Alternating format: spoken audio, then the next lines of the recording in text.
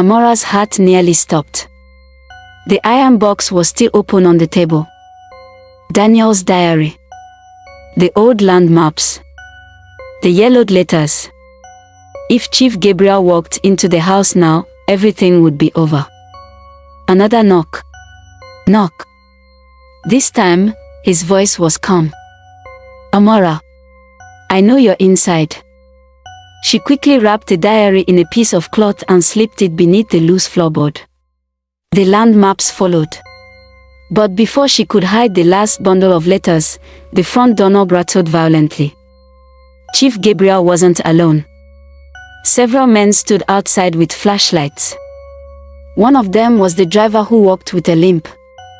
Amora took a deep breath and opened the door just enough to speak. Chief Gabriel smiled politely.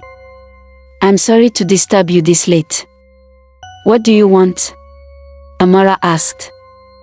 I heard someone broke into your home last night. I came to make sure you're safe. His smile never reached his eyes. I'm fine. His gaze drifted past her shoulder, scanning the house. May I come in? Every instinct screamed no. But refusing him might make him suspicious. She stepped aside. The men entered. They searched the room with their eyes while pretending to admire the old farmhouse. Chief Gabriel slowly walked toward the fireplace. Amora's pulse raced. He stopped. Looked down. Then smiled. You live alone, he said softly. It can be dangerous. He turned back toward her. If you ever find anything unusual in this house. He paused. Bring it to me. Before leaving, he placed his business card on the table. I reward honesty.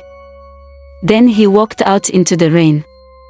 The moment the SUV disappeared down the muddy road, Amora locked every door and pulled the diary back from beneath the floor. She opened it to the first page.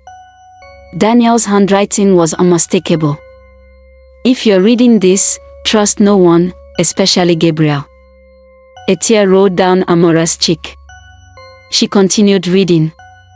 25 years earlier, 4 friends, Daniel, Boko, Gabriel, and Samuel the school teacher, had discovered a forgotten government archive proving that most of the village land legally belonged to the families who had farmed it for generations. But Gabriel saw an opportunity. If those records disappeared, he could forge new documents and claim everything as his own. The diary described secret meetings, threats, and bribes. Then came one chilling sentence. Samuel refused to stay silent. 3 days later, they found him dead in the river. Amora's hands trembled. The villagers had believed Samuel drowned. According to the diary, he had been murdered. She turned another page. Boko escaped with the original land records. We agreed to hide them where Gabriel would never think to look. If anything happens to me, Boko will know what to do. So Boko was alive. He hadn't been haunting the house. He had been protecting the evidence all these years. Suddenly, a photograph slipped from between the diary pages. It showed Daniel standing beside Boko in front of an old stone church. On the back, Daniel had written, "The bell remembers." The bell, Amora whispered. That's what Mama Ike meant. When the bell rings without hands.